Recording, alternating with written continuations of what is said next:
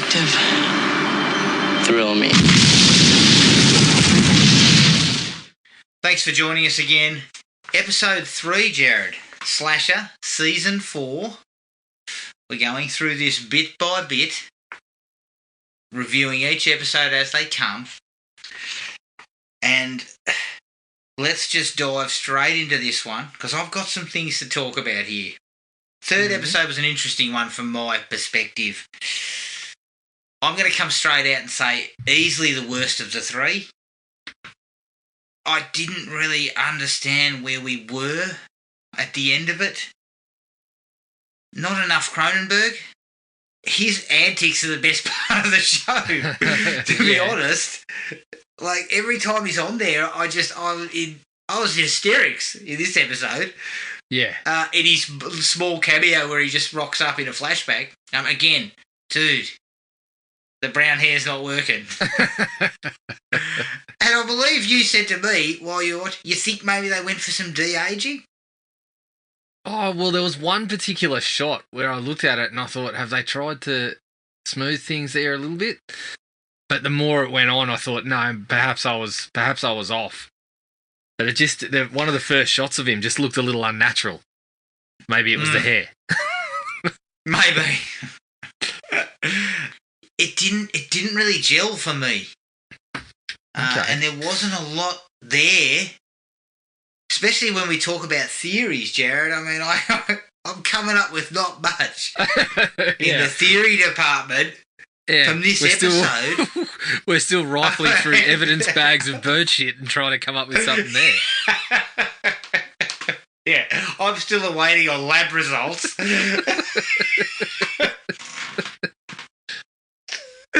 And also, I mean, I'm still fucking floundering around trying to find my ass with both hands. Yeah, I'm not far off. So yeah, it did not work for me at all. Okay, which is a bit disappointing. You know, 3 episodes in, and I sort of felt like, holy shit, what was that? Interesting. Yeah, I was a tad disappointed. What did you take out of it? Yeah, I actually thought I enjoyed it more than the second one. I actually kind of had more issues with the second one in terms of where we're going and that sort of thing. Look, this one, again, it wasn't top notch, but I felt more that we kind of spread out what we were talking about a little bit. It involved more characters. And I kind of got a little bit of fun out of Cronenberg turning into Jigsaw and starting to concoct these guys. As soon as I saw him on the TV, the first thing I did was roll my eyes. But then I thought, hang on a minute, I'm loving what Cronenberg's bringing, so I can do with this. I can go with it. So yeah, I understand what you're saying. There was a few bits where it was just going, and I've certainly got a couple of issues.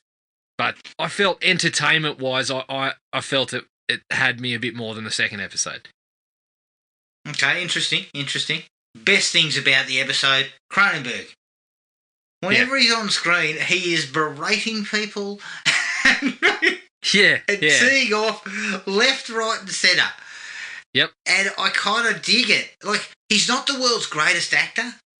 And I always wonder when you're a very highly regarded director and you're acting in something like this, it's always sort of putting your 2 cents worth to the director and saying, hang on, you should do this. Yeah, that's right.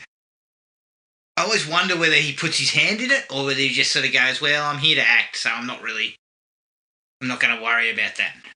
Yeah, I had a read of an interview he did about it, and the people involved in the show were actually very, very complimentary. I believe they said he doesn't take himself too seriously and he's up for just about anything. Clearly, given some of the storylines that are going on here, he's up for just about anything. But yeah, his fucking hairdresser's up for anything.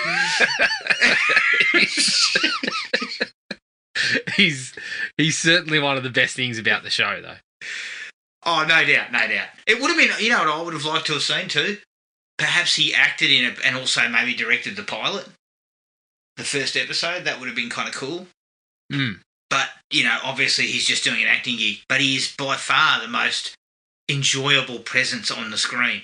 I think it's because he gets to chew the scenery. You know, that's the role. It's quite over the top, but it works. And you see a little bit more anger from him this time, which kind of works. He certainly suits what they're going for. I just enjoy what he's bringing to the table. Yeah. Now, please stop me if I'm talking out of my ass, but Liv was Seamus's daughter, correct? Yes. But yes. Initially, I was like, hang on a minute, because when that conversation starts, she says... Yeah, I thought they were talking about Cronenberg. Yeah, because she says, did you know? Yeah, what do you mean, did I know? I did the deed. Yeah. Well, my penis was inside. I think I'm pretty sure. I don't know all the details, but I think it was good. I think I was pretty heavily involved. Yes, I'm aware. Yeah. So that's where it ended up. Which I actually thought that wasn't too bad, because they had set it up for us to think. And as I said initially, I didn't mind this kind of back and forth. I thought at the very start, I thought they were talking about Cronenberg having fathered Liv. Then I thought, no, hang on a minute, the housekeeper's talking about bringing back the son. Then they did make it Liv, and then they throw it to you that it's actually Seamus, and it's like, okay, well that's all right. I didn't mind that. A little bit of intrigue. I'm bamboozling myself more than necessary, but yeah. Like, it set up a bit more interest in the episode because it brings in a bunch more characters, and it brings in everyone's shit with Cronenberg, which is essentially what's happening. Everyone's getting their little flashbacks and their story told, and it's all centering around how much did this bloke screw your life up, basically. Yeah. And I appreciated that they were starting to get around to the Cronenberg having a hand in everything. Yeah. And the flashbacks we saw of Seamus's life sort of showed again that kind of nasty streak of Cronenberg's where he talks about George Michael at the dinner table. Yeah. And he's basically just pretty much telling him, I know. Yes. I know that you're gay. And doing it in a very crude... But he's just doing it in this passive-aggressive, sort of crude way. Yeah. Yeah, I thought it was better in that sense. That this is why I enjoyed it more than episode 2, is because it had everyone, well, not everyone, but it had more characters involved in this. It had his wife, it had the housekeeper more involved, it had Seamus, and that then involves Liz, and then involves Seamus's partner. Like, I felt it was better in that regard. There were parts of it that I liked, and again, Cronenberg busting in on Seamus when he's sleeping with the housekeeper, and he proceeds to say to him, I told you to sort this out. I didn't mean you go and bang the woman who cleans our toilets. Yeah, he's very, holy shit, Cronenberg. Good bloke all around, really, isn't he? Just yeah, quality piece of human being. I must say, I didn't get as many laughs out of that one as him telling his daughter that he'd seen better art in the toilet. But I mean, it's a consistent personality that we're seeing here. Correct. What else did I have? Look, the wood chipper, the woman in the wood chipper, extremely nasty. Again, the special effects team likes to have like bits of flesh and skin and shit hanging out of the end of the wood chipper. I mean, it looked like they'd repurposed it looked like they'd repurposed the gazpacho from the dinner table scene and just fucking tipped it on the wood chipper. It was nasty. I also had a kind of a dislike to it. It just kind of felt. It didn't like, just the way she died. It was just kind of silly. Oh, look, I've charging at her with the axe. I got big problems with that one. Yeah, and I just found it really silly. And I'm assuming it's probably going to come back because obviously the sister kept quiet about having done it. It's going to come back, you know, people are going to find out about it, but it just came across as so silly. It did. I didn't like it at all. That was one of my primary dislikes, I would say. Did you have any other... Because I didn't have much else in terms of the likes department because I didn't find the episode as good. So what else did you have? Look, I mean, once we've gone there, I don't mind the whole game thing. It's got similar questions to Saw about how the fuck did this guy set it up, but then at least this one's independently wealthy, so you could see he might have spent his money creating traps to sort all this shit out. But I know you didn't like the fight in the kitchen. No. I, on the other hand, like I just hit a point. I feel like we've just hit a point in the show where it's going a little bit crazy, and I kind of felt that was a moment where it's like, well, this is what he's turned them all into, right? And it sort of fit what we saw in the very first scene of the whole thing. Like going by that first, going by that first scene of the whole series, we shouldn't be shocked that these people are a little bit off, you know? No, but it wasn't the shocked side of it. Like it came off as comical. Yeah, but I think it was supposed to a little bit. I think it was supposed to because what I imagined was Father Purple Hair fucking sitting up on his chair, sort of cackling at this shit, because that's kind of what I was doing. Not in the same sense, but yeah, I kind of I thought that this is sort of what he was going for. This is what he wanted. Yeah, I understand that, but it just didn't work for me at all. Like, I just sat there going, fuck, get this over with. It went on for too long. You know, they beat the living piss out of each other.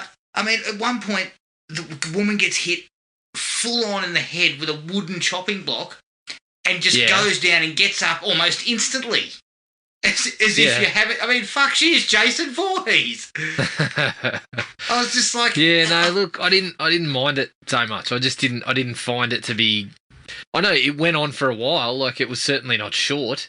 I got the dynamics though, and I think that's what they were trying to play out, is that the housekeeper and the mother were sort of forming an alliance, Survivor style. But also that they'd been turning on her. They were outsiders. And they're talking about how they were outsiders and everyone treated them like shit.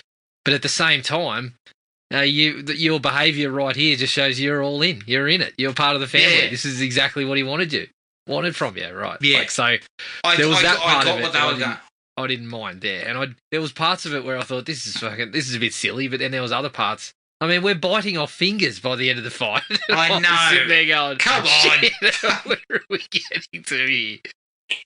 What are we doing? Where are we? Yeah. And hopefully, maybe if it sort of goes full on into that in the next episode, and so on and so forth, you just sort of run with it. It just felt a little out of place for the previous stuff for me. I just look at it and I say, well, look at what they're doing. They're engaging in games for an inheritance. Everyone's right up to hang on a rope over a fucking mat full of bloody spikes and knives and shit. Why wouldn't they be doing that sort of stuff? Why wouldn't they be rolling around in the kitchen, whacking each other in the head with chopping boards and stuff? True. I also didn't like the game this time around. Yeah. That they went for. It didn't quite get me the same as the first one, even though the first one I thought was a bit stupid. This one was a bit more, like I said, it was a bit more, you're looking at it and you're like, so this guy's committed a whole room to his house to fucking electrify and turn into a fucking game show with a big red button at the end. Like, that's a bit silly.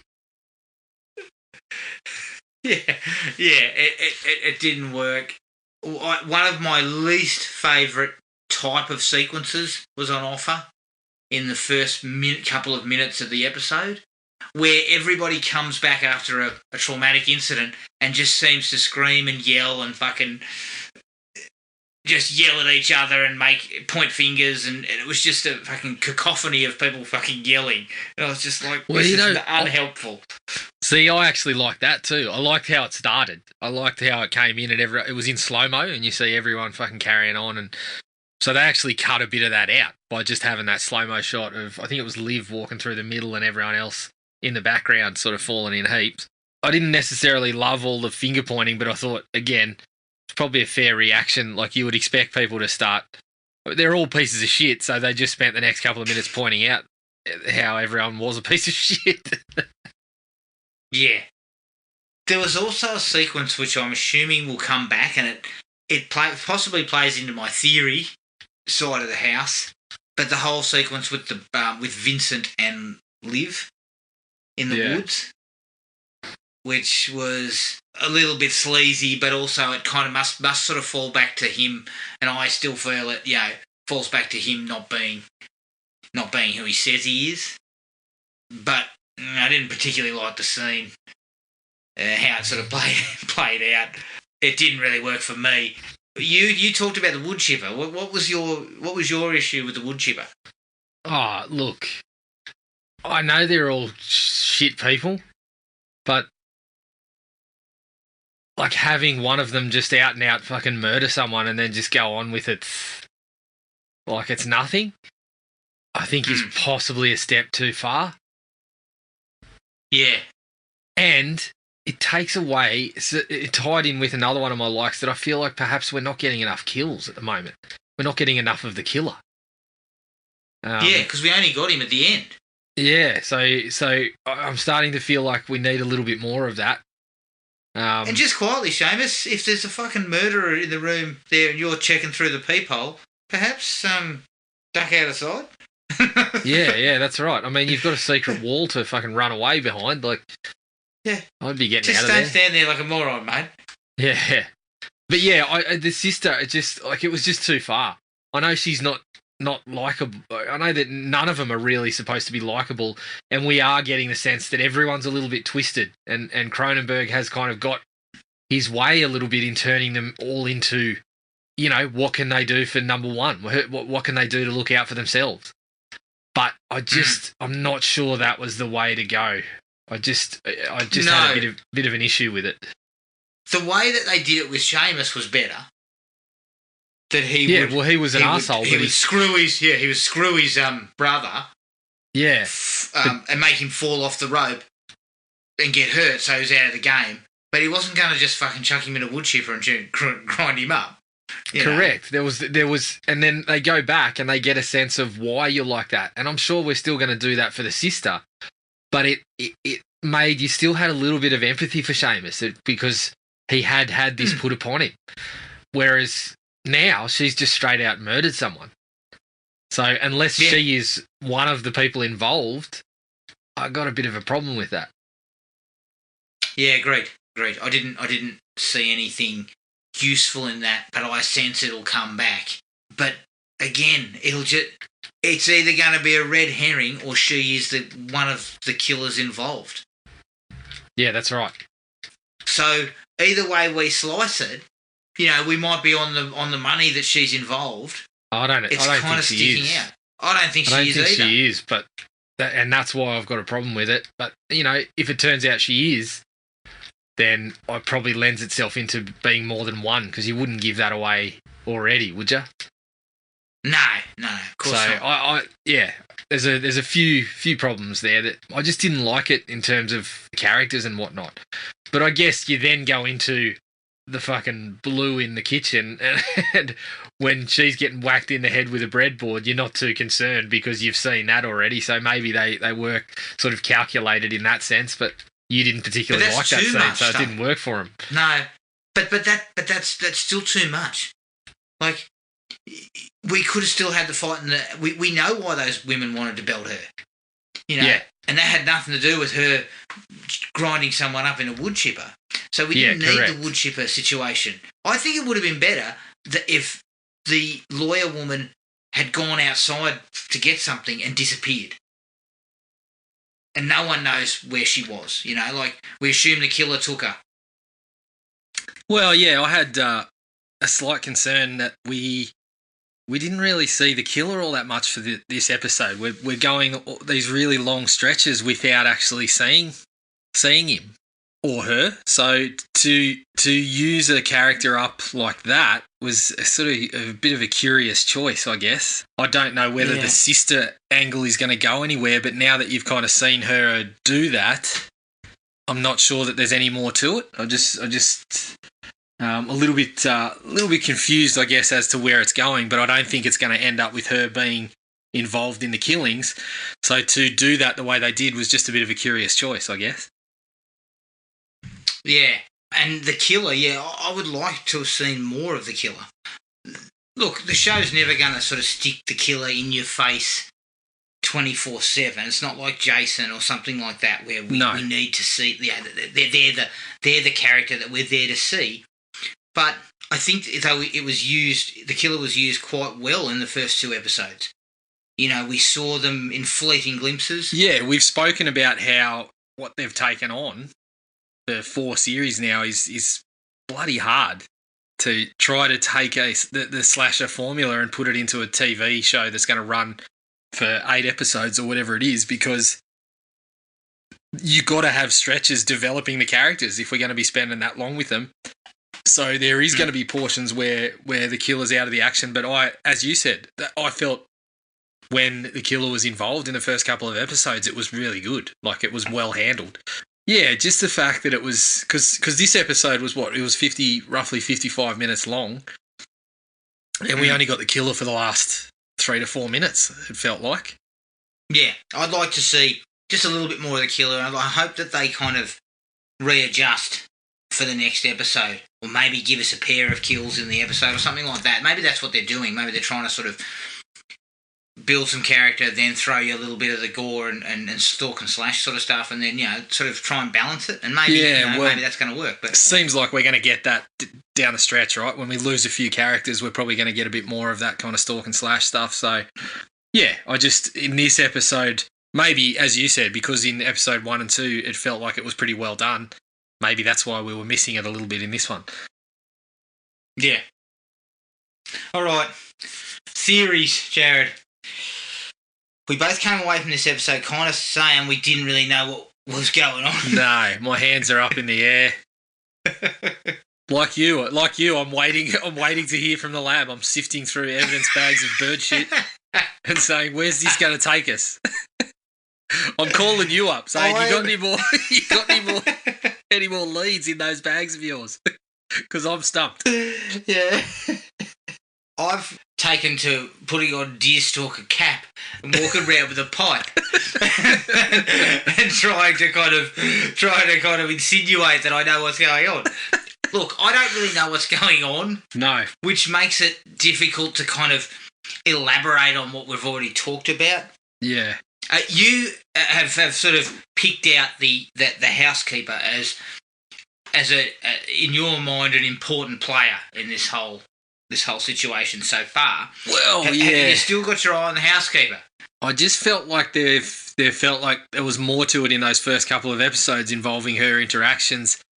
And then what happened with the reveal of her daughter this week probably gave equally as much sort of motivation for something along those lines. So I'm still looking in that direction. A part of me is saying, now that she's sort of had a bit more involvement in things throughout this episode, that perhaps now that they've sort of unravelled a little bit of that, I'm not so confident in my theories. I'm going back to the lab and saying, can we retest this? 'Cause I'm not sure about it. But yeah, I just felt like in those interactions early on, there was a bit more. It seemed like she knew a bit more than other people. So yeah, I'm still looking closely there. Yeah, I have ruled out still Cronenberg's wife, because I still feel like even though they did use her a little bit more in this episode and gave her a bit more to do and sort of went with that angle of early on, everyone was just calling her a gold digger and it seemed like they weren't going to go too much further with the character. But then this week they brought her in and started giving her own reasons for why she may be involved in something like that with the kind of outsider sort of angle that she was never really accepted. So, but I'm still feeling like it's too obvious, that one. Yeah. Look, as far as I'm concerned, nobody who's involved in the kitchen scrag is the actual killer. That's my personal opinion. This is what I've been looking at. After receiving a call from the lab, Jared, and being told, what? The DNA didn't get a match? Run it again. There was no lead in it. Yeah. What? I gave you bird shit? What are you talking about?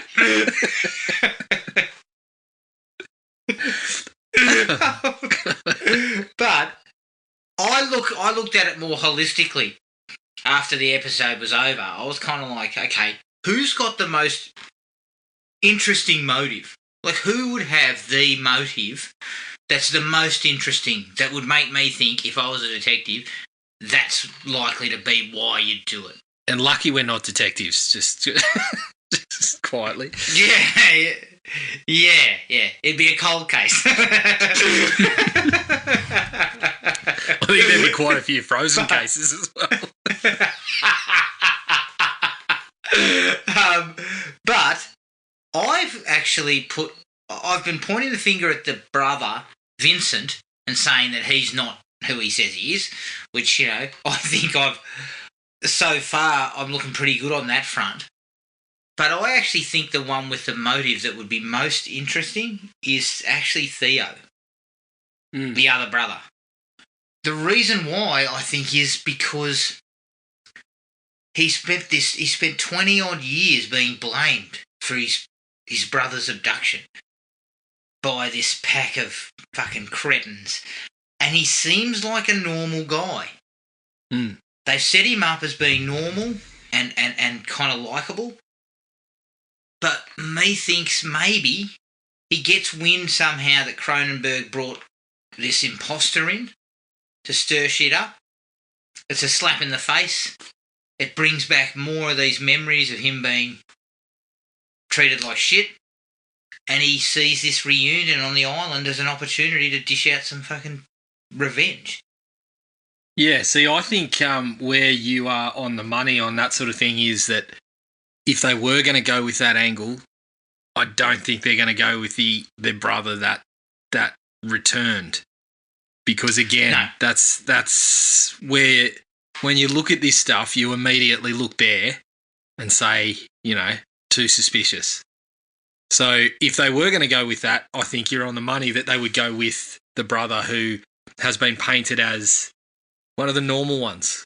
Because I think there's a bit of a line between the family that were kind of directly influenced by the grandfather, and I think where it's going to come from is one of the so-called normal characters who seems a little bit distanced from it.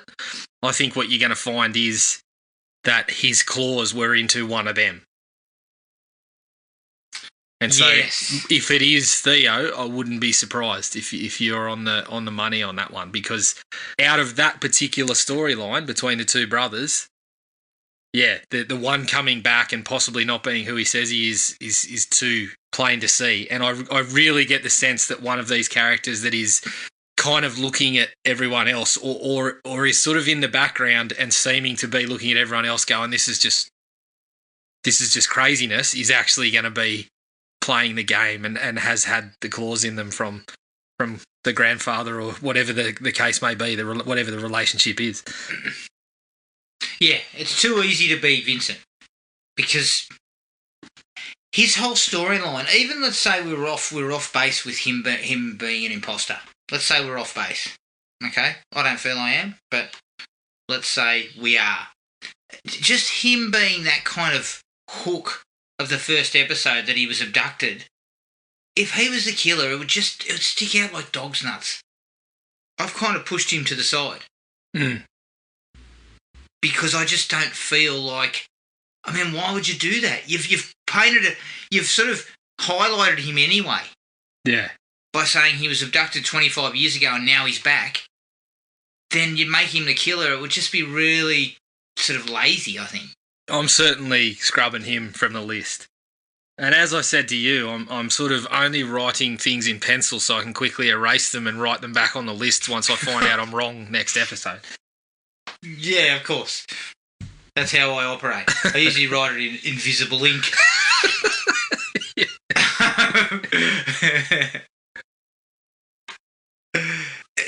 I mean, look, if Theo's the killer and his accomplice is the housekeeper, Brigitte, or whatever, fucking case closed. Yeah, exactly. We're 3 episodes in, case you might as well closed. just close it now. Yeah, I don't know. That's just an interesting theory. I also wondered if David Cronenberg was still alive. Possibly. Well, I think the fact that whatever it was, that acid ate up his heart, I think that might be a little bit difficult. I don't know. I was clutching at straws. Make sure to check that Cronenberg's dead. Well, as we said, he hadn't aged a day in 25 years, so there could still be supernatural angle there. Cronenberg rises from the dead. Well, I will say this. I did say this to my wife after the first 2 episodes, and the gore and guts and things had spilled out, and every time someone died, a lump of something fell out of them. Yeah. I was like, are we sure this isn't a fucking Jason Goes to Hell style situation? Could be. The Cronin worm could be working his way through people. Yeah, a piece of fucking Cronin worm keeps falling out of each person. Oh, shit. Look, I was desperate. I was desperate for answers. I didn't have any. So I just, Yeah. And you know what? I initially had Cronenberg still alive higher on the list than Theo might have done it. It tells you exactly what we're working with here. Look, I slept on it and came to my senses. But I didn't cross Cronenberg's not dead out. He's still not completely ruling it out. No, especially when he turned up on that fucking old-timey TV in the episode. I was like, fuck, mate, this guy is Jigsaw and that prick wouldn't die. True. Maybe it only ate through, like, his liver or something. He's suggesting it was a non-vital organ that he ate through and left a gaping hole in his body, and he's still just kind of working away at it. Well, he's a heartless prick, so it's possible that there was nothing in there. True. You could be right.